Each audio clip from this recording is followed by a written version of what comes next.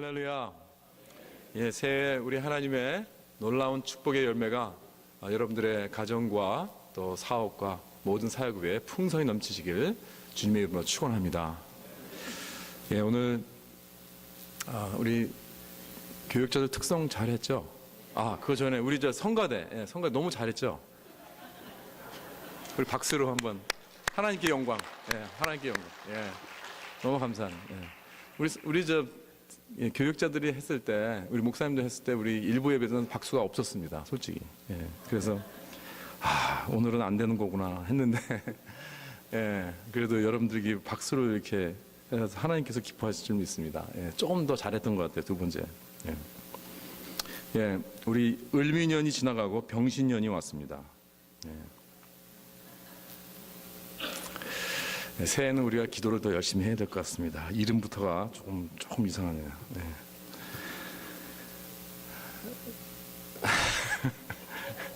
저는 솔직히 이게 무슨 뜻인지 몰랐는데, 참 누가 금년이 병신년이라 그래가지고 누가 장난하는 줄 알았어요. 처음으로 이렇게 그런 말을 했습니다, 제가. 어쨌든 그 새해 참 아침에 제가 사실 목사로서 어떻게 하면은 어떤 말씀으로 우리 성도님들에게 은혜를 베풀 수 있을까 기도하다가 사실 우리 예수 그리스도의 그 지상명령, 그것도 더욱더 구체적으로 마지막 부분에 약속하신 말씀, 즉 볼지어다 내가 세상 끝날까지 너희와 항상 함께 있으리라, 이 말씀입니다. 새해는 여러분들 이 말씀을 꼭 붙잡으시기 바랍니다. 예수 그리스도께서 우리와 항상 함께 있겠다고 말씀하셨습니다. 약속하셨습니다. 새해는 여러분들 어디를 가시든지 무엇을 하든지 우리 주님의 임재가 참 우리와 함께 늘 있다는 것을 꼭 기억하고 깨닫고 이 놀라운 축복을 붙잡고 정말 밝고 활기차고 든든한 그러한 새해를 맞이하시기를 예수 그리스도 이름으로 축원합니다. 오늘 본문에서 이 예수님은 네 곳에서 우리와 함께 하신다고 약속하셨습니다. 네 군데에서. 첫째로 어디냐면은 온 우주의 권위의 자리에서 우리와 함께 하신다고 그랬습니다. 18절에서 예수님께서 말씀하십니다. 하늘과 땅의 모든 권세를 내게 주셨으니 했습니다. 에베소 1장에 보면 바울은 이렇게 표현합니다. 그의 능력이 그리스도 안에서 역사하사 죽은 자들 가운데서 다시 살리시고 하늘에서 자기의 오른편에 앉히사 모든 통치와 권세와 능력과 주권과 이 세상뿐 아니라 오는 세상에 일컫는 모든 이름 위에 뛰어나게 하시고 그랬습니다. 그러니까 예수 그리스도의 그 자리는 어디냐면 하나님 우편입니다. 하나님 우편이라는 곳은 어느 자리인가? 이것은 권위의 자리입니다. 이것은 능력의 자리입니다. 왕이 다스리는 그 자리의 우편은 모든 권세를 거기서 실행하는 자리입니다. 마치 총리 대신같이. 여러분들 기억하시죠? 그 애굽에서 요셉이 총리 대신이 되었을 때 바로 왕이 자기 그 반지를, 왕의 반지를 빼서 끼워줬습니다. 그건 뭐냐면 이 왕의 모든 권세와 능력과 모든 트러스트를, 모든 그 믿음을 다 맡긴 거예요. 그래서 그 권위를 가지고 그 능력을 가지고 신임을 가지고 요셉이 이제는 온 나라를 다 정치합니다.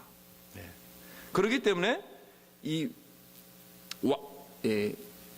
오른편에 있는 권세라는 것은 능력 있고 권세 있는 자리뿐만 아니라 신임 있는 자리입니다.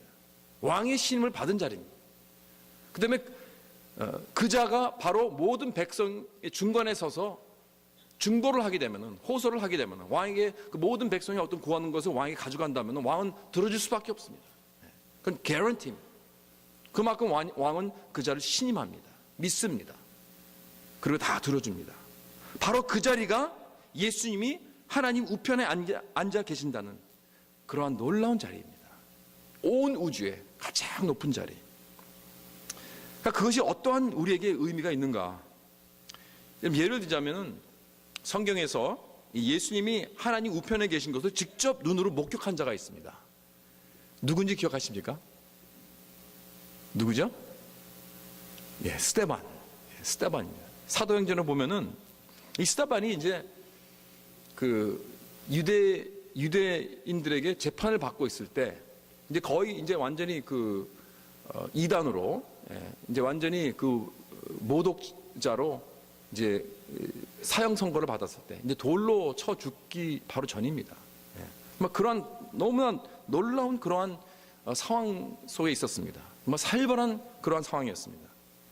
그런데 그러한 순간에서도 이 스데반은 정말 그 평온함과 그런 어떤 안정감과 그런 놀라운 능력이 있었습니다. 힘이 있었습니다.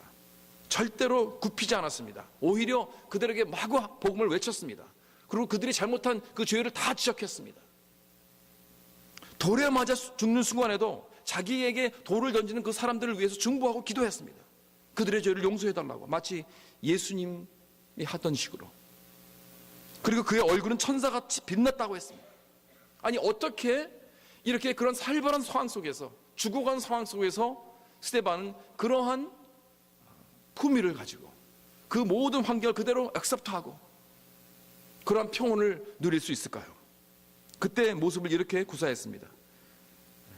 그들이 이 말을 듣고 마음에 찔려 그를 향하여 이를 갈거늘 스데반이 성령 충만하여 하늘을 우러러 주목하여 하나님의 영광과 및 예수께서 하나님 우편에 서신 것을 보고 말하되 보라 하늘이 열리고 인자가 하나님 우편에 서신 것을 보노라 한데 그랬습니다. 다시 말해서 답이 이겁니다. 스데반이 죽음 앞에서 이렇게 잔잔하고 담대하고 그 놀라운 위품을 당당하게 이렇게 본인이 보여준 것은 그 환경을 그렇게 받아들일 수 있는 평온함을 소유할 수 있다는 바로 이것입니다. 스데반은 예수 그리스도가 하나님 우편에 계신 것을 본 것입니다.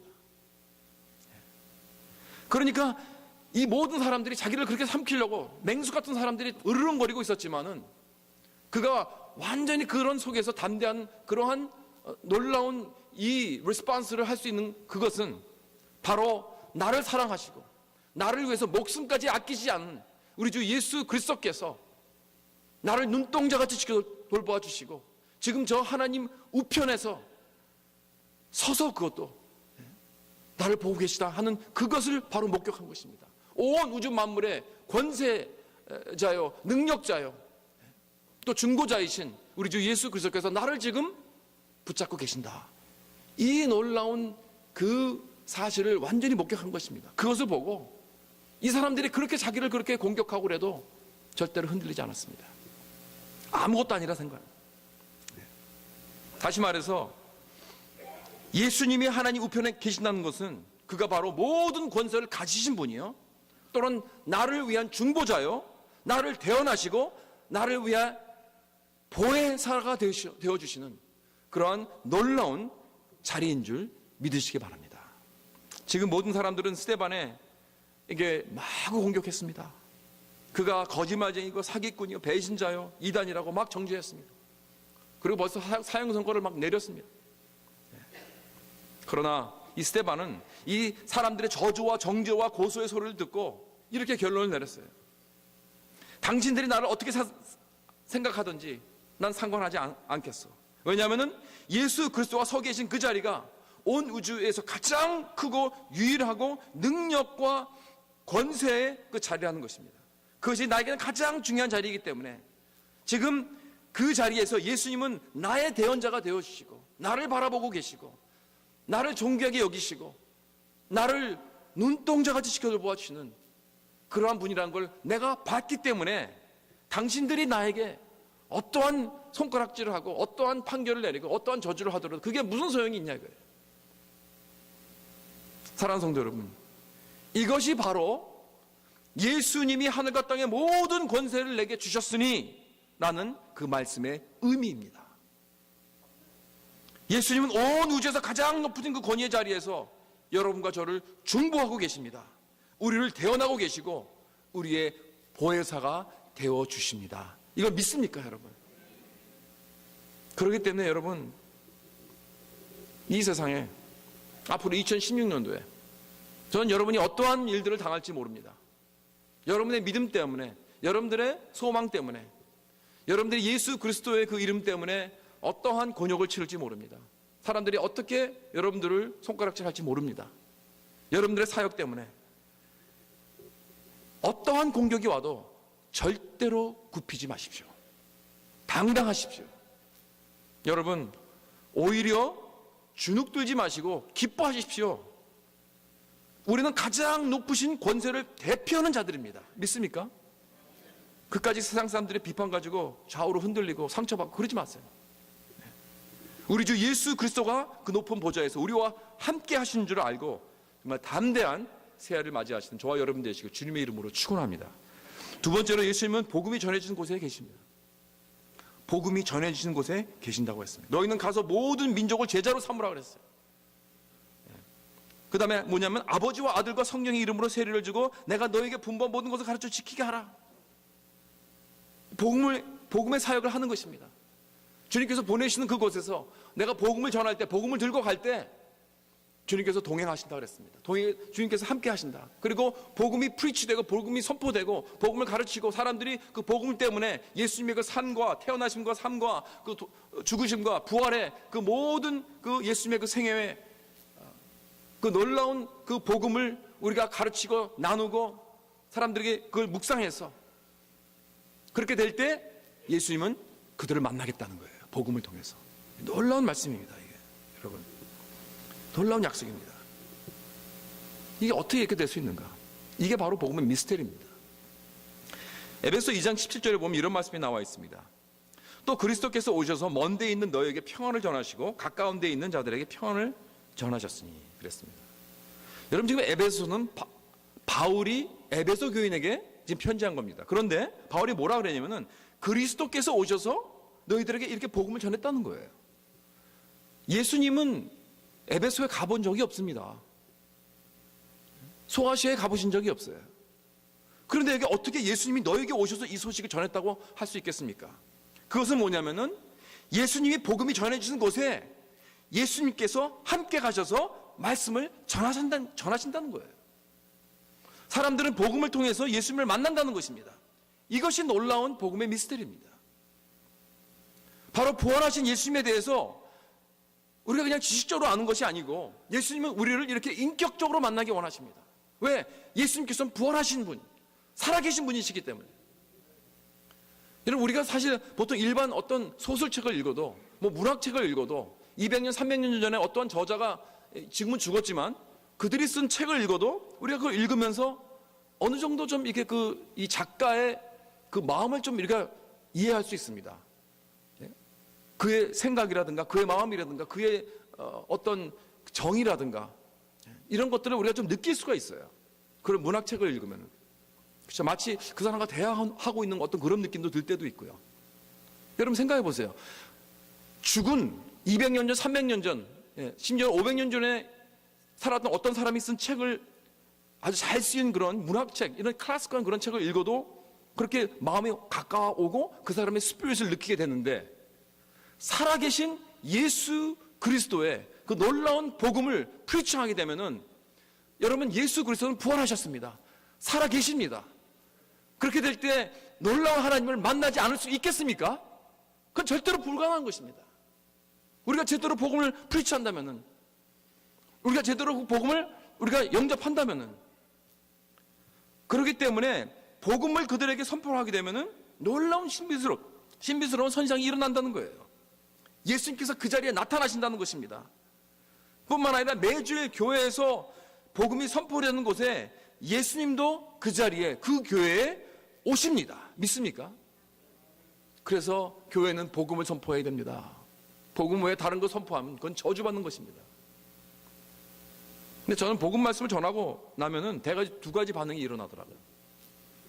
첫째로 어떤 사람은 별로 은혜가 되질 않아요. 말씀을 듣고 그냥 그저 그렇구나. 그냥 그저 그러네. 그러고 그냥 가는 분들이 있어요. 한번 여쭤봅시다. 이거 누구 책임입니까? 하나님 책임입니까? 그 사람 책임입니까? 말씀을 전한 목사 책임입니까? 누구 책임인 것 같아요? 맞습니다. 목사 책임입니다. 누가 저기서 목사 책임이라고 하면 맞습니다. 여러분, 만약에 그분이 만약에 복음을 전했는데 예수님을 만나지 못했다면, 은혜가 안 됐다면 그건 목사 책임이에요, 여러분. 그거는 전하는 사람이 잘못해서 그런 것입니다. 그런데 또 똑같은 메시지인데 어떤 성도는 은혜를 받는다는 거예요. 그렇죠? 그럴 때가 있죠. 그러면 그건 누구 책임일까요? 예? 아니에요. 절대 목사 책임이 아닙니다. 그거는. 만약에 복음을 전했는데 그 사람이 정말 예수님을 만났습니다. 은혜가 됐습니다.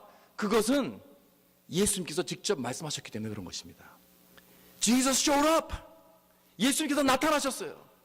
그 복음을 통해서 예수님께서 전하시고 계시는 거예요. 말씀을 전하시는 것입니다. 뭐 목사가 잘나서 그런 게 아닙니다, 여러분. 여러분, 말씀이 훌륭해서 그런 것이 아닙니다. 복음 속에 살아계신 예수 그리스도가 그에게 말씀을 전했고 그를 만났기 때문에 그런 것입니다. 여러분, 그렇기 때문에 사실 어떤 사람들은 설교가 뭐 whatever, 말씀이 그냥 그저 그렇다. 사실 그저 그래요. 뭐 제 설교가 그저 그렇잖아요. 근데 여러분은 여기까지 왜 앉아 계십니까? 오늘까지. 그것은 왜냐하면 예수님께서 혹시라도 여러분들이 은혜가 돼서 앉아 계신다면은, 은혜가 돼서 교회를 찾는다면은 그것은 목사와는 전혀 상관이, 설교자와는 전혀 상관없는 일입니다. 예수님께서 여러분의 마음에 설교하고 계셨기 때문입니다. 믿습니까? 예수님은 부활하셨고 지금 살아계신 분이시기 때문에 절대로 그저 교리적으로 그에 대해서 알기 원치 않으십니다. 그냥 추상적으로만 알기 원치 않으십니다. 사람들이 그냥 자기를 개념적으로만 알기 원치 않으십니다. 예수님은 살아 역사하시는 분이시기 때문에 그가 전지전능하시고 영원하신 분이시지만은 그의 말씀을 통해서, 복음을 통해서, 그의 그 죽으심과 생애와 부활을 통해서 자신을 우리 삶 속에 진짜로 인격적으로 만나기 원하십니다. 바로 이것이, 이렇게 복음을 통해서 그를 만났기 때문에 우리는 예수님께서 부활하셨다는 걸 우리는 직접 체험하고 목격하는 것입니다. 뭐 예수님의 부활을 뭐 지식적으로만 믿음으로 안다면은 여러분 아직 예수님을 만나지 못했어요. 많은 보수 신학자들이 예수님을 부활하셨다는 것을 여러 가지 방법으로 증명을 하려고 합니다. 뭐 이성적으로 또는 과학적으로, 이치적으로 여러 가지 방법으로 증거하려고 합니다. 물론 필요한 과정이고 좋은 것입니다. 그런 걸 이치적으로 따져보면 정말 예수님이 부활하셨다는 것이 증명이 돼요. 그러나 예수님이 부활하시고 예수님께서 오늘도 살아계신다는 것을 가장 파워풀하게 증거하는 것은 복음을 통해 직접 그를 만나는 것입니다. 복음 사역을 들고 가는 곳에 예수님께서 내가 너와 함께 하리라, 내가 너와 동행하리라 약속하셨습니다. 모든 민족을 제자 삼는 곳에 예수님께서 계십니다. 성부와 성자와 성령의 이름으로 세례를 베푸는 곳에 예수님께서 함께 하십니다. 새해는 복음으로 예수님을 인격적으로 만나고 체험하는 저와 여러분 되시고 주님의 이름으로 축원합니다.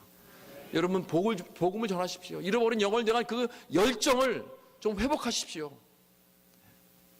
정말 아버지의 마음으로 잃어버린 그 한 영혼을 주님께로 인도하는 그러한 여러분이 되시길 간절히 바랍니다. 그래야 여러분이 예수님께서 함께 하신다고 약속하셨습니다. 왜? 그 복음에, 살아있는 복음에 살아계신 예수 그리스도가 여러분과 함께하는 이 놀라운 이 능력을 체험하는 그러한 새해가 되시길 주님의 이름으로 축원합니다. 세 번째는 예수님은 사람들의 모이는 곳에 함께 하십니다. 그의 백성이 모이는 곳에 함께 하십니다. 볼지어다 내가 세상 끝날까지 너희와 항상 함께 있으리라 하셨습니다. 여기서 예수님은 너와 항상 함께 하리라 그러지 않았어요. 너희와 그랬습니다. 복수입니다. 그룹입니다. 공동체입니다. 개인이 아니에요. 개인이라 그러지 않았어요. 그럼 우리 개인과는 함께 하시지 않나요? 예수님이? 그건 아니죠. 예수님도 함께 하시죠. 우리가 어디를 가나 동행하십니다. 그러나 여기서 말씀하는 건 그런 것이 아닙니다. 예수님은 부활하셨고 그가 살아계시기 때문에 예수님은 공동체 안에 거하신다는 거예요. Where two or three are gathered in my name, I will be in their midst. 두세 사람이 모인 곳에 내가 그 안에 있겠다는 그 하나님의 그 예수님의 그 말씀, 그 약속이 놀라운 약속입니다. 그렇기 때문에 여러분, 어떤 사람들은 내가 하나님을 믿고 내가 신앙생활을 하는데 난 교회는 나가지 않겠다, 난 혼자 하겠다, 그런 사람들이 있어요. 뭐 교회 나가면 시험 들고, 뭐 교회 나가면 막 여러 가지 뭐 다 이것저것 보기 싫으니까 난 혼자 집에서 예배드리고 혼자 인터넷 틀어놓고 아니면 TV 틀어놓고 그렇게 난 예수를 믿겠다, 이런 사람들이 있어요. 이게 너무나 잘못된 것입니다. 이건 너무나 몰라도 한참 모르는 것입니다. 하나님은 우리를 그렇게 만들지 않으셨어요. 하나님은 우리가 공동체 안에서 그 하나님을 섬기도록, 그래서 하나님을 알아가도록, 하나님 깊이 체험하도록, 혼자서는 절대 그렇게 체험 못합니다. 하나님을. 여러분 생각해 보세요. 하나님이 얼마나 크신 분이신데, 얼마나 광범하신 분이십니다. 얼마나 위대하신 분이신데, 나 혼자 어떻게 내가 하나님과 관계를 맺으면서 하나님을 알아갈 수 있겠습니까? 그건 너무나 한계가 있는 것입니다. 내가 하나님과 알아가고 있다는 것은 아주 작은 한 포션의 하나입니다. 작은 한 부분입니다.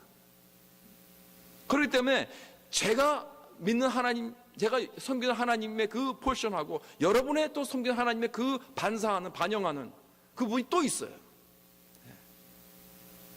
또 다른 분들이 또 있습니다. 우리는 그래서 서로 이렇게 그러니까 여러분들 이렇게 같이 공동체의 생활하면서 알아가면서 하나님께서 저분의 삶 속에 이렇게 역사하시는구나, 저는 보고 너무나 놀랍게 배웁니다. 또 저분의 그 삶 속에 이렇게 역사하시는구나, 저는 이것을 보면서 정말 하나님은 놀라우신 분이시다. 내가 생각지도 못한 그런 방법으로, 그런 길로 하나님께서 이렇게 인도하시는 그런 모습을 저는 보면서 하나님은 내가 상상하는 것보다 훨씬 더 광범하신 분이구나 하는 것을 매일 깨닫게 됩니다. 여러분 사실 전 솔직히 말씀드려서 여러분들이 좀 많은 경우에 좀 이 일선에서, 그렇죠?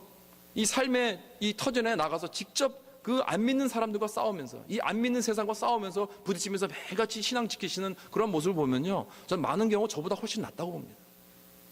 목사들은 그런 기회가 많이 없잖아요. 여러분들은 매일같이 직장 생활에서, 커뮤니티에서 나가서 그들과 함께 비비면서 같이 신앙을 지키려고 노력하고 있습니다. 물론 넘어질 때도 있죠. 매일같이 이렇게 영적 싸움을 하고 있습니다. 그런 걸 보면은 저는 사실 고개가 숙여집니다.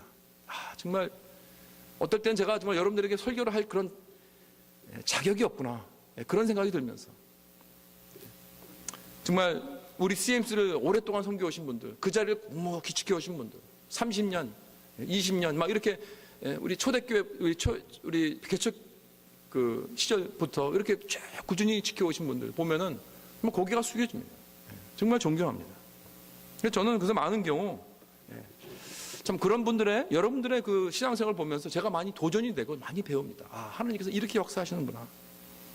여러분, 내가 여러분을 그 자리에서 섬기시는 여러분을 사랑하고 한 공동체로서 받으면서, 이렇게 끌어안으면서 사랑하고 같이 섬기면서 하나님을 보게 되는 거예요. 여러분 아십니까? 여러분들도 옆에 있는 분들을 사랑하고 끌어안으면서 그분의 놀라운 그 신앙, 하나님께서 역사하시는 그 역사, 그것을 보면서 우리는 하나님을 배우는 것입니다. 우리는 각자 다 다릅니다. 다른 배경에서 왔습니다. 우리의 익스피리언스도 다 다릅니다. 내가 신은 신과 내가 걸어온 그 길은 다 다릅니다. 하나님께서는 다 각자 놀랍게 역사하고 계십니다. 그렇기 때문에 우리 공동체가 너무나 중요하다는 거예요. 다 같이 우리가 서로 나누면서 같은 하나님을 섬기면서 이렇게 정말 예수님을 더욱 깊게, 더욱 넓게 배우고 체험하고 알게 되는 거예요. 혼자서 도저히 이거는 될 수가 없는 것입니다. 그렇기 때문에 교회가 중요한 것입니다, 여러분. 그렇기 때문에 커뮤니티가 중요한 거예요. 공동체가 있는 것입니다. 얼마 전에 어떤 교회를 찾고 있는 분이 그러시더라고요. 이 남가주에는 이 교회는 많은데 갈 곳은 많지 않다 그래요. 전 그 말이 사실 제 심장에 칼을 꼽는 것 같은 그런 말이었습니다. 왠지 모르지만 정말 파워풀 말이었습니다, 저한테. 가슴 아픈 말입니다. 그러면서 그 마태복음 9장 36절 말씀이 생각이 나더라고요. 무리를 보시고 불쌍히 여기시니 이는 그들이 목자 없는 양과 같이 고생하며 기진함이라.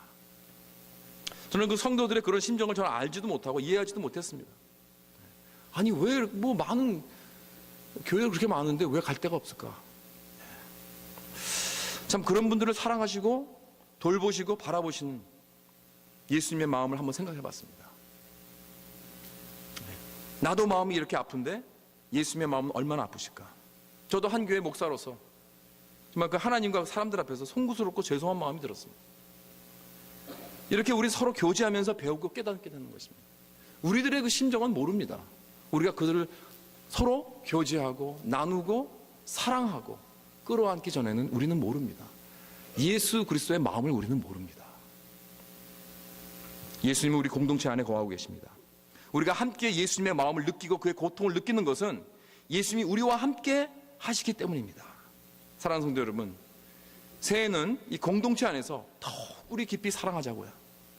더욱 깊이 나누고 더욱 받아주고 그러한 신앙을 살면서 그렇게 함으로써 공동체 안에서 더욱더 예수님 깊이 알아가는 그러한 저와 여러분 되시길 주님의 이름으로 축원합니다. 마지막으로 언제까지 예수님께서 우리와 함께 하신다고 그랬죠? 세상 끝날까지. 예수님께서 다시 오신 날까지. I am with you always to the very end of the age. 그랬습니다. 부활하신 예수님이 세상 끝날에 거기에 계신다 그래요. 세상 끝날에. 모든 것이 다 이제 끝나고 인류 역사가 다 끝나고 나면 거기에 at the end of the age 예수님께서 다 계시는 거예요. 놀라운 해피엔딩 아닙니까? 여러분 참 이 인류의 그 역사, 인류의 히스토리는 결국은 해피엔딩으로 된다는 거예요. 우리 모두가 다 스토리가 있습니다. 여러분들도 스토리가 있고 저도 스토리 있고 저는 참 스토리를 좋아합니다. 여러분도 스토리 좋아하시죠? 그래서 우리가 영화를 보거나 뭐 소설을 읽거나 하면 그 스토리들 아니에요. 성경도요 70% 이상이 다 스토리입니다. 우리는 참 스토리에 굉장히 이렇게 익사이트가 돼 있어요. 그래서 그 스타워즈를 만든 그 조지 루카스가 그 인터뷰한 그걸 봤는데 그 사람이 그러더라고요. 스타워즈가 왜 그렇게 역사상 가장 인기 있는 그런 그 영화 시리즈가 됐는가? 뭐 그냥 스페이스쉽, 뭐 멋있는 그 테크놀로지, 뭐 이런 뭐 이상한 그 외계인 캐릭터 이런 것들 때문에 아주 재밌어서 그런 게 아니고요. 그 사람이 뭐라 그러냐면은 스토리 때문에 그렇다. 스토리 때문에. 그 쭉 내려오는 대대로 내려오는 그 스토리가 있잖아요. 뭐 에피소드 뭐 4에서부터 뭐 1, 2, 3 프리퀄도 있고 이제 또 계속 나가잖아요. 이 스토리가 사람들을 사로잡는다는 거예요. 정말 이 소프 오페라 같은 그렇죠? 그런 스토리라는 거예요. 여러분 이 세상의 스토리는 다 어떻게 끝납니까? 둘 중에 하나죠. 뭐 연속곡이라든가 영화라든가 소설이라든가 이 세상의 스토리들 보면은 둘 중에 하나입니다. 비극으로 끝나든가 아니면은 해피엔딩입니다. 우리 한국 전통적인 그 동화도 그렇게 보면은 다 나중에 해피엔딩으로 끝나더라고요. 참 이렇게 끝나고 나면 마음이 뿌듯하고 어린이들이 있는 그런 동화도 그렇잖아요. 모든 것이 다 나중에는 그 고생 끝에 결국에는 이제는 다 Knight in the Shining Armor 탁 만나가지고 탁 여자가 말 탁 타고 착 선셋으로 이렇게 가는 그 모습. 그러면서 둘이 행복하게 live happily ever after. 뭐 아주 행복하게 살았다. 이런 것으로 끝나는 그런 이야기들이 많습니다. 그렇죠? 그런데 세상 사람들은 그래요. 그거는 다 동화지. 그거는 판타지지. 진짜 이 삶이라는 것은 이 인생이라는 건 그렇게 해피엔딩이 아니다. 결국은 다 비극이다. 그렇게 말들 하고 있어요. 여러분 근데 그럴까요? Is that true? 진짜 그럴까요? 성경은 뭐라고 그러십니까? 성경 이야기는 복음의 스토리입니다. 복음의 스토리는 어떻게 시작이 됩니까? 이 어둡고 절망적이고 암흑 같은 이 세상에 하나님이 사람이 되어 오셨습니다. 거기서부터 이 성육신에서부터 이제 해피엔딩이 시작이 되는 것입니다. 그리고 예수님께서 비록 다 고난받으시고 십자가에서 못 박혀 돌아가셨지만 3일 후에 부활하셨습니다.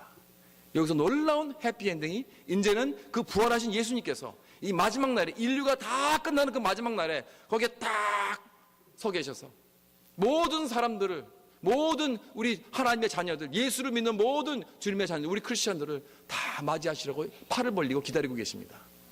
그리고 우리의 눈에서 눈물이 다 닦아주시고 모든 걸 잘못됐던 걸 다 이제는 올바르게 해주시는 그렇게 우리를 기다리고 계신다는 것입니다. 이것이 우리 성경의 그 역사와 이 복음의 해피 엔딩입니다. 이것이 우리를 기다리고 있다는 것입니다. 여러분 이 약속을 붙잡고 정말 소망이 넘치는 그러한 새해를 맞이하는 저와 여러분 되시길 주님의 이름으로 축원합니다. 부활하신 후 권세를 받으신 예수님은 첫 번째로 우리 모두에게 하신 말씀이 뭐였냐면 가라입니다. 가라. 그렇기 때문에 가라. 이 놀라운 해피엔딩이 있다. 이 복음이 있다. 내가 너와 함께 하겠다. 가라. 이 세상으로, 모든 족속으로. 그래서 이 어두운 세상에 빛이 되라고 하십니다. 왜냐하면 가는 자가 살아있는 자입니다. 가는 교회가 살아있는 교회입니다. 이 지역사회로, 이 세상 사람들이 사는 곳으로, 국경을 넘어서, 바다 넘어서 세상 끝까지 복음의 빛을 들고 가는 것입니다. 가서 제자 삼고 세례를 베풀고 예수님의 말씀을 가르치고 할 때 거기에 예수님께서 우리와 함께 하신다고 약속하셨습니다. 새해에는 이렇게 복음을 들고 세상에 나아가 부활하신 예수님이 늘 함께 하시는 우리 CMC가 될 수 있기를 예수 그리스도의 이름으로 축원합니다. 기도하시겠습니다.